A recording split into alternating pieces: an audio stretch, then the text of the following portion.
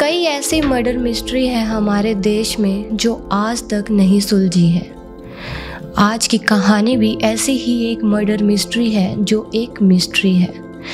यहाँ पर कत्ल होता है, लेकिन कत्ल किसने किया, क्यों किया, इसका कोई जवाब नहीं है। और हैरान करने वाली बात तो हमारे सामने तब आती है जब हमें ये पता चलता है कि जिसका कत्ल हुआ उसके परिवार वालों ने पुलिस में कोई रिपोर्ट तक दर्ज नहीं करवाई।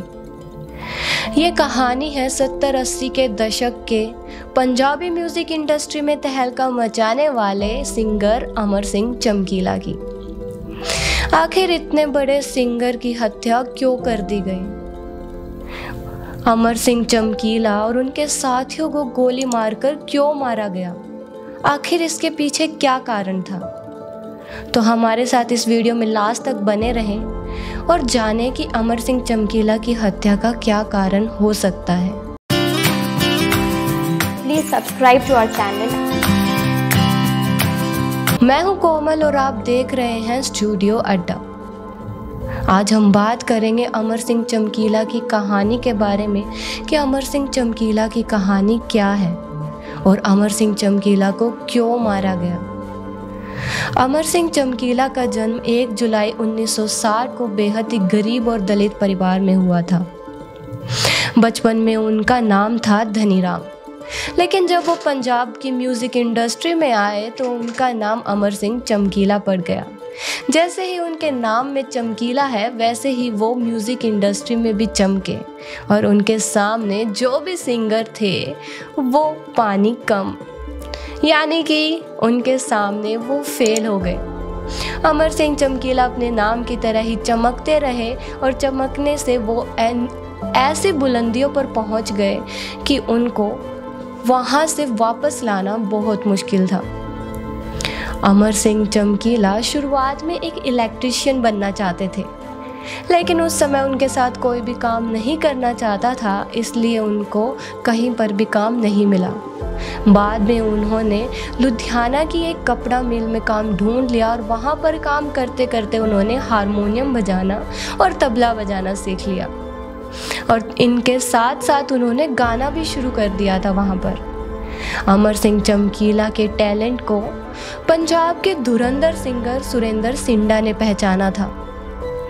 अमर सिंह चमकीला जब सिर्फ 18 साल के थे जब वो सुरेंद्र सिंडा से मिलने गए और उनका गाना सुनकर सुरेंद्र सिंडा हैरान रह गए और उन्हें तुरंत ही अपने साथ गाने के लिए रख लिया। अमर सिंह चमकीला ने लंबे समय तक सुरेंद्र सिंडा के लिए काम किया, उनके लिए सुपरहिट गाने लिखे और उनके साथ सहयोगी के तौर पर गाने भी गाए।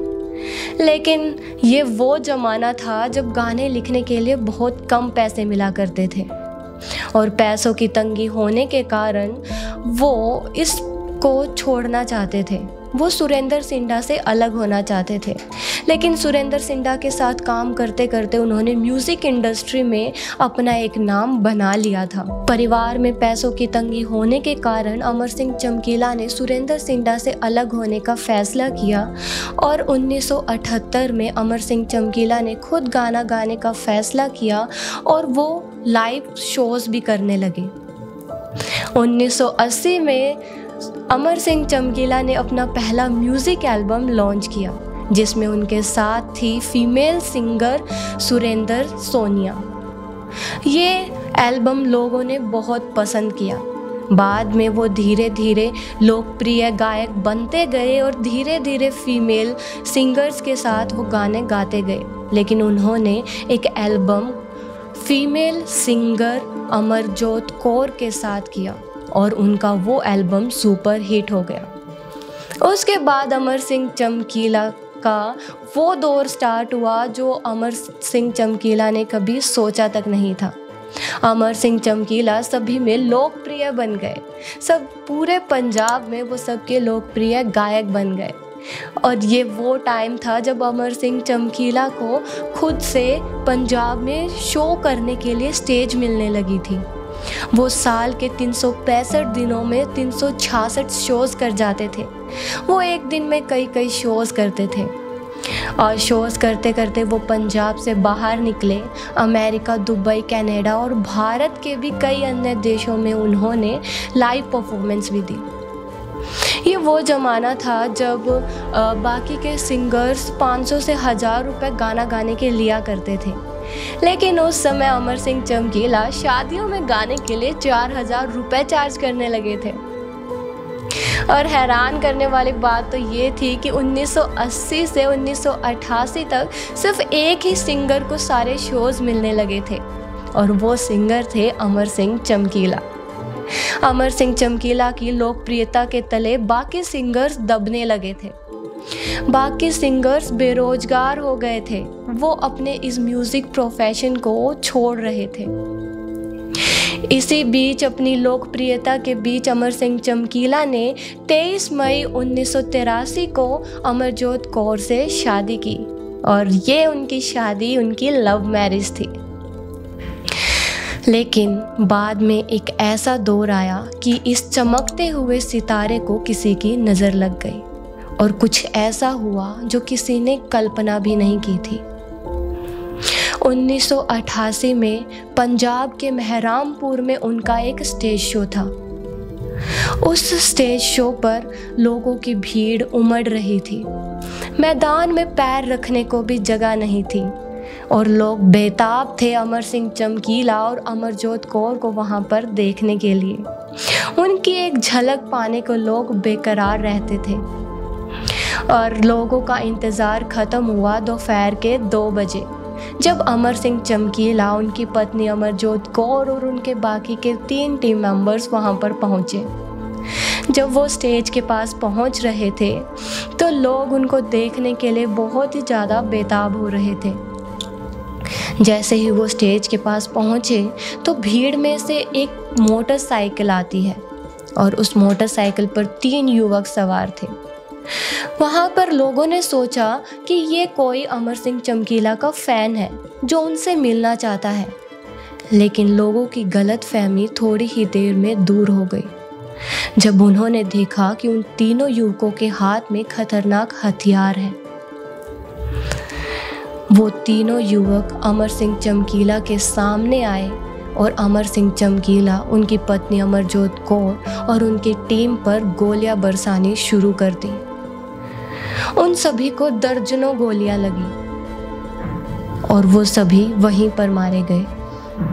और वो तीनों युवक बाद में उसी मोटरसाइकिल पर वहां से फरार हो गए, और वहां पर मौजूद एक भी लोगों ने उनके खिलाफ कोई कार्यवाही नहीं की, और ना ही उनको वहां पर रोकने की कोशिश की। जब वो वहां से चले गए तीनों युवक, तो सभी लोग भागते हुए अमर सिंह चमकीला और उनकी टीम की तरफ आए, और उन्हें उठाकर अस्पताल ले जाया गया। लेकिन इतनी गोलियां लगी थी उन्हें, तो उनका बहुत सारा खून बह चुका था, और तब तक बहुत देर हो चुकी थी।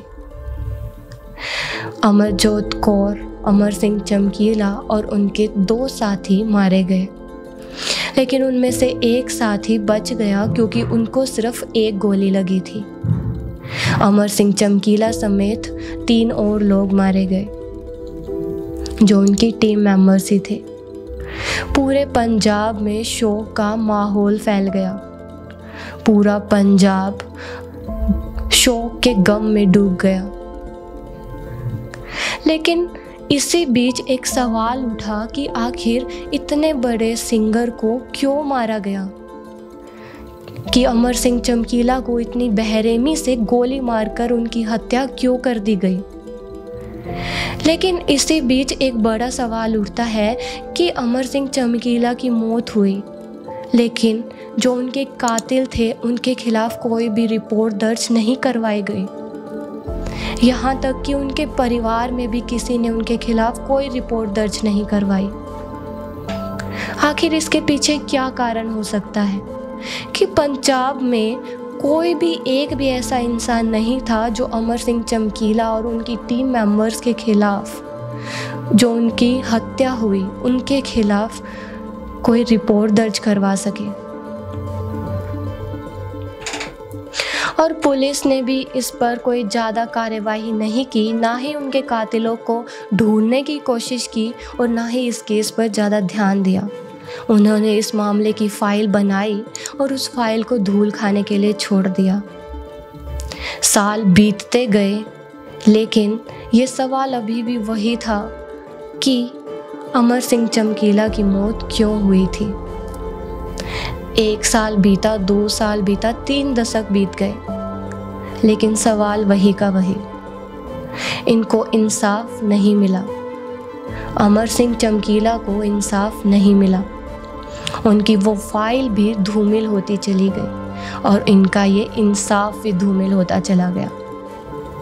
और जब पंजाब पुलिस से ये पूछा जाता है तो पंजाब पुलिस इसके पीछे ये बताती है कि उस समय आतंकवादियों से पूरा पंजाब ग्रसित था। उस समय पूरे पंजाब में पंजाब पुलिस सिर्फ खालिस्तानी आतंकवादियों पर ही ध्यान दे रही थी। बाकी किसी भी मामले पर वो कोई भी जांच नहीं कर रही थी। इनकी लापरवाही का आप अंदाज़ा इसी बात से लगा सकते हैं कि अमर सिंह चमकीला की मौत पर कोई भी कार्यवाही नहीं की गई थी पुलिस की तरफ से, या फिर लोगों ने भी उनके खिलाफ कोई भी रिपोर्ट दर्ज नहीं करवाई थी। लेकिन यहाँ पर हमारे सामने 3 सवाल उठते हैं कि हो सकता है कि अमर सिंह चमकीला की मौत के कारण ये हो सकते हैं। पहला कारण है कि अमर सिंह चमकीला सब में इतने लोकप्रिय हो गए थे कि बाकी के सिंगर्स जब बेरोजगार हो रहे थे, वो अपना प्रोफेशन छोड़ रहे थे, तो हो सकता है कि वो पंजाबी सिंगर्स उनसे जेलस होकर उनके खिलाफ उन्होंने ये षड्यंत्र रचा हो। लेकिन ऐसा कोई भी मामला हमारे सामने नहीं आता है। दूसरा कारण ये भी हो सकता है कि अमरजोत कौर एक ऊंचे घराने से संबंध रखती थी और वहीं पर अमर सिंह चमकीला एक दलित परिवार से थे। तो हो सकता है कि अमरजोत कौर के परिवार वालों ने उनको मरवाया हो, लेकिन इसका भी कोई परिणाम हमें नहीं मिला और ना ही पुलिस की तरफ से ऐसी कोई कार्यवाही की गई। लेकिन तीसरा कारण ये भी बताया जा रहा है कि अमर सिंह चमकीला महिलाओं के लिए गंदे गाने गाते थे, वो महिलाओं के खिलाफ भद्र बातें करते थे।